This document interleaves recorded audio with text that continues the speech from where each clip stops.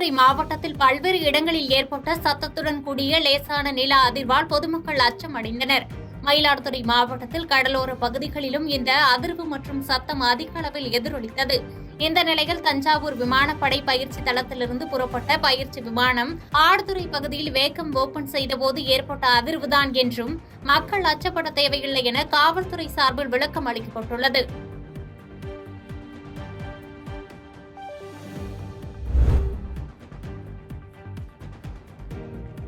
திருச்சி அருகே நீதிமன்றத்தில் பாதுகாப்பு கேட்டு காதல் திருமண ஜோடி தஞ்சம் அடைந்த நிலையில் நீதிமன்ற வளாகத்தில் உறவினர்கள் திரண்டதால் பரபரப்பு ஏற்பட்டது. திருச்சி மாவட்டம் முசிறி அருகே பேரூர் கிராமத்தைச் சேர்ந்த வினித் என்ற பட்டதாரி இளைஞர் முசிறி அருகே உள்ள முத்தையநல்லூர் கிராமத்தைச் சேர்ந்த பட்டதாரி பெண் ஷர்மிளாவை கடந்த 2 வருடங்களாக காதலித்து வந்துள்ளார். இவர்களின் திருமணத்திற்கு பெண்ணின் பெற்றோர் எதிர்ப்பு தெரிவித்த நிலையில் கடந்த 28ஆம் தேதி வினித் மற்றும் ஷர்மிளா இருவரும் திருமணம் செய்து கொண்டு உறவினர் வீட்டில் இருந்து வந்தனர். இந்நிலையில் திருச்சி மாவட்டம் துறையூர் நீதிமன்றத்தில் நேற்று மாலை பாதுகாப்பு கேட்டு தஞ்சம் அடைந்தனர். நீதிமன்ற நடுவர் இருவரும் காணாமல் போனது பற்றி புகார் பெறப்பட்டுள்ள காவல் நிலையத்தில் இதுகுறித்து விசாரித்து உரிய நடவடிக்கை எடுக்குமாறு உத்தரவிட்டு காவல்துறையினர் பாதுகாப்புடன் வழக்கு பதிவு செய்யப்பட்ட காவல் நிலையத்திற்கு அனுப்பி வைத்தனர். இதையடுத்து புதுமண ஜோடிகளை காவல்துறையினர் இன்று திருச்சி மாவட்டம் முசிறி குற்றவியல் நடுவர் நீதிபதி முன்பு ஆஜர்படுத்தினர். தங்களது பெண் முசிறி நீதிமன்றத்தில் அழைத்து வரப்பட்டதை அறிந்த பெண் வீட்டார் நீதிமன்ற வளாகத்திற்குள் திரண்டதால் பரபரப்பு ஏற்பட்டது. பின்னர் அனைத்து மகளிர் காவல் நிலைய காவல் ஆய்வாளர் வாணி மற்றும் சட்டம் ஒழுங்கு காவல் ஆய்வாளர் கதிரேசன் ஆகியோர் புதுமண தம்பதிகளை காவல்துறையினர் பாதுகாப்புடன் நீதிமன்றத்தில் இருந்து முசிறி காவல் நிலையத்திற்கு அழைத்து சென்று பின்னர் காவல்துறையினர் பாதுகாப்புடன் அனுப்பி வைத்தனர்.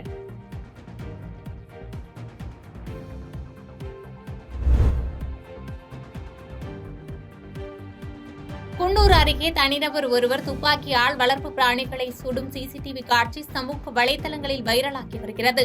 நீலகிரி மாவட்டம் குன்னூர் அருகே உள்ள உட்கோட் குடியிருப்பு பகுதியில் வளர்ப்பு பிராணிகளை துப்பாக்கியால் சுடும் நபரின் சிசிடிவி பதிவு சமூக வலைதளங்களில் வைரலாகி அச்சத்தை ஏற்படுத்தியது.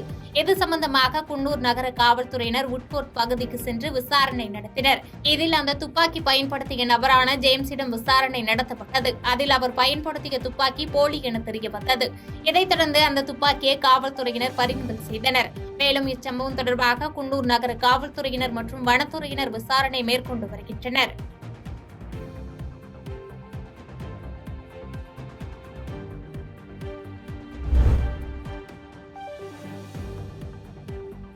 பெரம்பலூர் அருகே மனநலம் பாதிக்கப்பட்ட இளைஞரை தாக்கிய நபர்களை போலீசார் கைது செய்தனர்.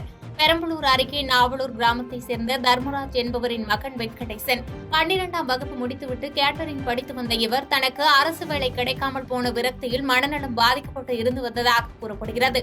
இந்நிலையில் அதே ஊரை சேர்ந்த முருகவேல், ரஞ்சித், அருண், ஒரு சிறுவர் உட்பட ஆகிய 4 பேரும் மனநலம் பாதிக்கப்பட்ட வெங்கடேசனை அடித்து துன்புறுத்தும் வீடியோவானது சமூக வலைதளங்களில் பரவி வந்ததை தொடர்ந்து பெரம்பலூர் நகர காவல் நிலைய ஆய்வாளர் கருணாகரன் தலைமையிலான போலீசார் வெங்கடேசனின் தந்தை தர்மராஜிடம் புகாரை பெற்று வழக்கு பதிவு செய்து வெங்கடேசனை தாக்கிய முருகவேல், அருண் மற்றும் ஒரு சிறுவன் உட்பட 3 பேரையும் பெரம்பலூர் போலீசார் கைது செய்து சம்பவத்தில் இவ்வழக்கில் தொடர்புடைய ரஞ்சித் தலைமறைவாக இருக்கும் நிலையில் அவரை கைது செய்ய தனிப்படை அமைத்து போலீசார் தேடி வருகின்றனர்.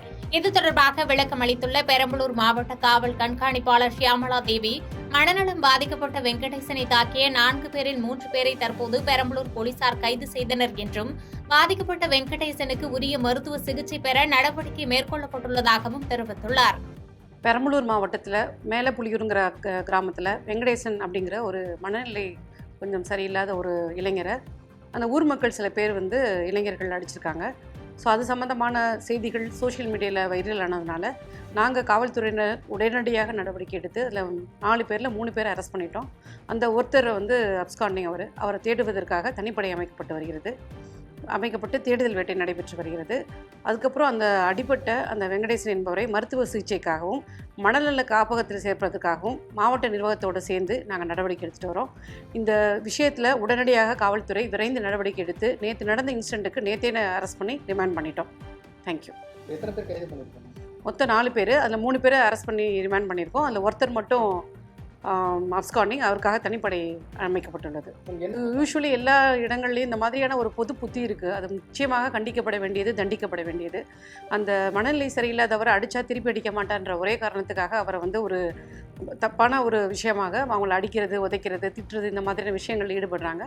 அவங்க நிச்சயமாக தண்டிக்கப்பட வேண்டியவர்கள்.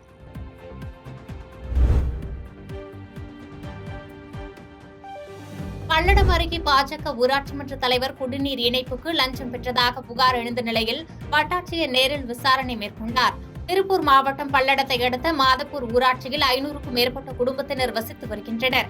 மாதப்பூர் ஊராட்சியில் 10 வார்டுகள் உள்ள நிலையில் அதன் ஊராட்சி மன்ற தலைவராக பாஜகவை சேர்ந்த அசோக்குமார் என்பவர் இருந்து வருகிறார்.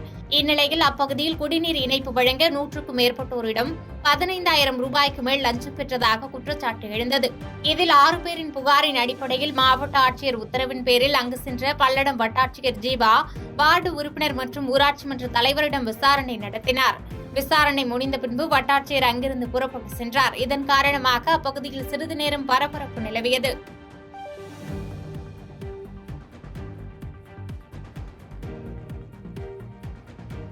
பாதகம் செய்பவரை கண்டால் நாம் பயங்கொள்ளலாகாது பாப்பா.